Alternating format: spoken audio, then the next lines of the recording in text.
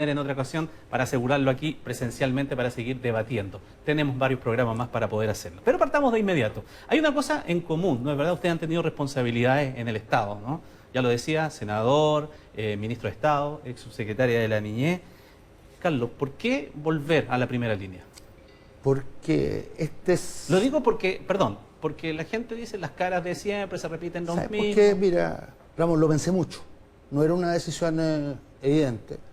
Y me dije, este es el combate de toda una vida.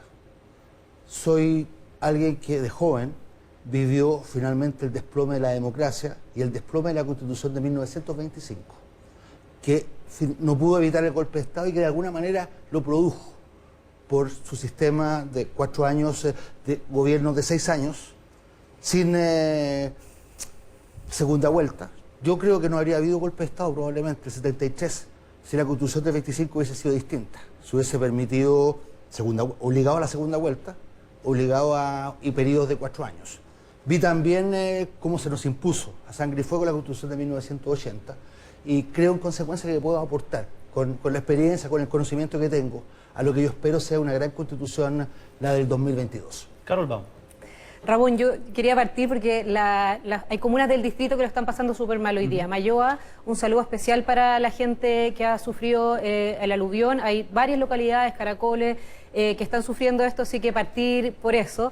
Y bueno, la verdad es que a mí me tocó que me llamaran el senador García Huidobro, los diputados Macaya y Cort, que son de allá la región de O'Higgins, y yo como no me voy a sentir honrada de poder intentar representar a una región que al final me llena de orgullo porque es pionera en muchísimos temas. Obviamente la fruta, que es algo que a mí me involucra desde que nací, pero el agro en general, la minería. O'Higgins es una región pionera en el mundo y tiene realidades muy invisibilizadas. El mundo rural es invisible y eso es lamentable. Hemos visto cómo hoy día se habla, por ejemplo, de personas que no tienen luz o que no tienen agua, y allá está lleno de localidades que no tienen nunca luz o tienen luz intermitente y nunca agua potable. Por lo tanto, la verdad es que necesitamos hacer visible este mundo rural y creo que la descentralización es algo clave en el proceso constituyente, y a mí que me ha tocado ser, como usted decía, autoridad, a mí me ha tocado trabajar en municipios urbanos, rurales y haber recorrido Chile en distintos cargos, me doy cuenta lo distinto que es las regiones de Santiago y cómo muchas veces en Santiago creen que O'Higgins es igual a Magallanes o incluso que Rancagua es igual a Doñihue, que no es así. Me pone la tarea más fácil porque planteo un tema que justamente tal vez es común para ustedes. Ya lo planteo. Agua, por ejemplo. Una discusión que se viene seguramente en el proceso constituyente. Y además, si por la zona que está... Particularmente, ¿no? Es una zona con una sequía tremenda.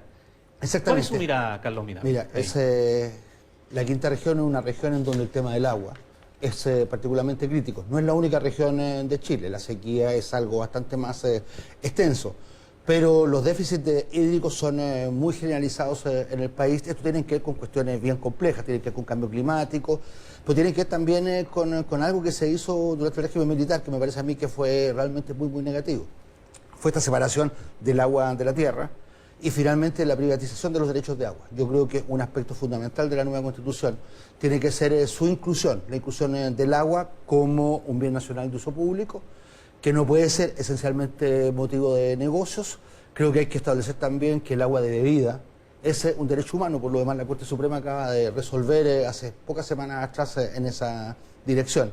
Y por tanto yo creo que aquí hay que ir a una distribución también más equitativa de los derechos de agua. No es posible que algunos pocos acaparen los derechos de agua y condenen a muchas poblaciones, como el caso de las comunas de Petorca, Cabildo, Ligua, Petorca propiamente, la comuna, y buena parte también de la Ligua, y no solamente ahí, también hay en otras comunas que yo represento, comunas como el resto del Valle de la Concagua, Yayay, Catemu, tienen también serios problemas de agua. Entonces yo digo, desde el punto de vista constitucional, la cuestión básica es establecer que el agua es un bien nacional de uso público, cosa que no está hoy día en la Constitución, está en el Código de Aguas, y creo que además, junto con eso, tienen que haber políticas de acompañamiento, de gestión integral de los recursos hídricos por parte del país. Carol, ¿cómo lo ve usted? Bueno, la verdad es que, claro, para la región de O'Higgins también el agua es un tema fundamental. Está la agricultura, la minería y el consumo de las personas al mismo tiempo. Hoy día es un uso nacional, el agua es un bien nacional de uso público, está así establecido. Eso estoy de acuerdo con Carlos que en el código, no en la Constitución. Pero tiene que mantenerse así, me parece así. También estoy de acuerdo con que sea un bien transable, tiene que tener ciertos límites, que no pueda haber especulaciones, pero también hay otro punto. Se habla mucho del derecho de aprovechamiento de agua y hay quienes tienen cuotas excesivas, etcétera, pero no se habla de los usos de aguas que no se están siendo aprovechados. Yo aquí tengo una lista que son más de 3 páginas por los dos lados, ¿ya?, de todos los derechos de aguas de la región de O'Higgins que no están siendo utilizados.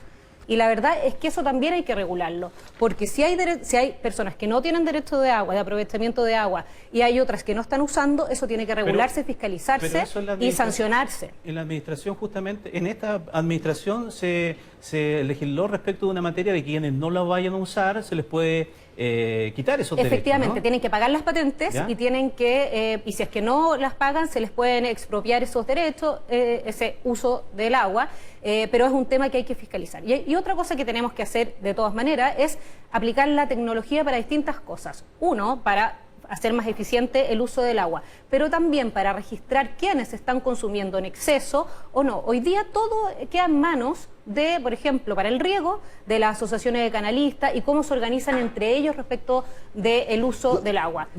Quisiera agregar una cosa a lo que dice Carol, que por lo demás me tocó a mí vivirlo de manera directa. Durante el gobierno del presidente Lagos se intentó legislar sobre esto, cambiar el Código de Agua, porque ¿qué es lo que se advirtió?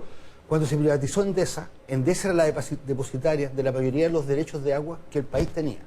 Se hizo una cosa que fue una brutalidad completa, privatizar la empresa sin sacar los derechos de agua y dejarlos dentro del Estado. Bueno, una apropiación privada, dio lugar al acaparamiento. Entonces, ¿qué es lo que se dijo?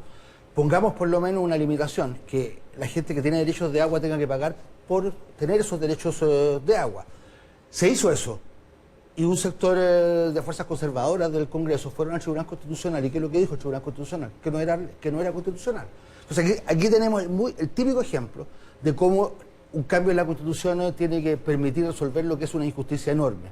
Por eso, es cierto, el Código de Agua hoy día establece que el agua es un bien nacional de uso público, pero no la Constitución. Y por tanto, entonces fue esa omisión que tiene la Constitución la que le permitió al Tribunal Constitucional decir que no se podía cobrar patentes para la gente que estaba especulando, que estaba acaparando derechos de agua, y tuvimos que contentarnos con una cosa que es bastante rara, que es el pago por no uso de los derechos de agua, como un mecanismo para incentivar que la gente no acapare, pero finalmente lo que corresponde es que los derechos no sean a perpetuidad y sean también el Estado pueda también cobrar por el otorgamiento de esos derechos de agua, cosa que hoy día no ocurre. Para cerrar ese punto, ir a otro después, Sí. Pero para cerrar el punto, Carol, por ejemplo, lo que dice el señor Ominami en el sentido de colocarlo en el rango constitucional, no solamente que esté en el Código de Agua, ¿usted estaría de acuerdo? Estaría de acuerdo, y no solo eso, yo creo que aquí necesitamos tener certeza respecto de qué es lo que tienen las personas, las familias, los pequeños agricultores, así como los grandes agricultores con respecto al uso del agua. ¿Qué, por cuánto tiempo, cuánto tienen que pagar?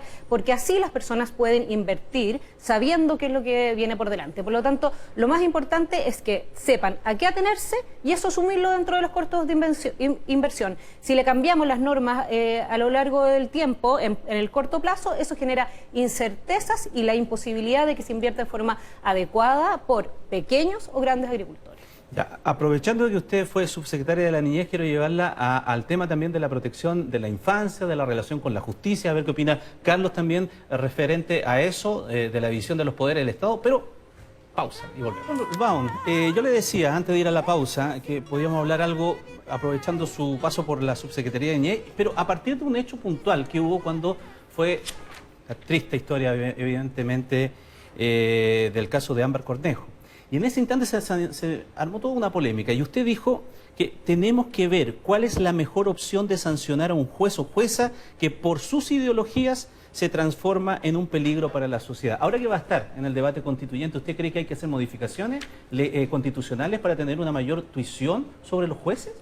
Gracias por poner ese tema, la verdad es que súper relevante. ¿Por qué? En todas estas materias, sobre todo en el tema de la delincuencia, nos hemos pasado 20, 30 años echándonos la culpa unos a otros. Los jueces al gobierno, el gobierno a los jueces a la policía. Y hoy día el proceso constitucional, el proceso constituyente es una oportunidad para efectivamente desde ahí tomar las medidas del caso para terminar con el flequeo de la delincuencia, que en este caso es un acto delictual grave que involucra a niños, y yo creo que con eso vamos a tener consensos en que es uno de los temas prioritarios, en la región de O'Higgins es un tema prioritario, y además conversábamos fuera de cámara con Carlos que ya tenemos puntos en común, y la verdad es que a mí me tocó liderar el Acuerdo Nacional por la Infancia, y encontramos muchos puntos en común con Gabriel Boric, con Natalia Castillo, con Ricardo Lagos Weber y obviamente con mi sector. ¿Y qué significa eso? Que cuando uno pone a las personas en el centro, llega a acuerdos. Cuando uno piensa en este proceso constituyente,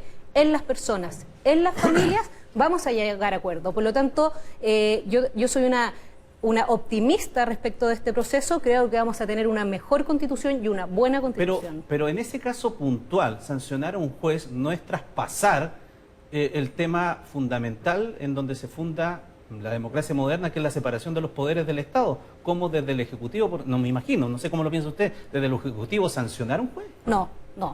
Yo creo en la separación de poderes del Estado, pero todos los poderes del Estado tienen que tener control, y si es que se cometen errores, deben, yo no iría a sancionarlo desde el Ejecutivo, ellos mismos tienen que generarse sus niveles de control para poder exigir, obviamente, que los jueces den cumplimiento de la normativa y se hagan responsables de casos en que se dejan libres personas que después cometen delitos. ¿Qué explicación se le da a la ciudadanía cuando se deja libre a un homicida o un violador y vuelve a cometer eso? Carlos.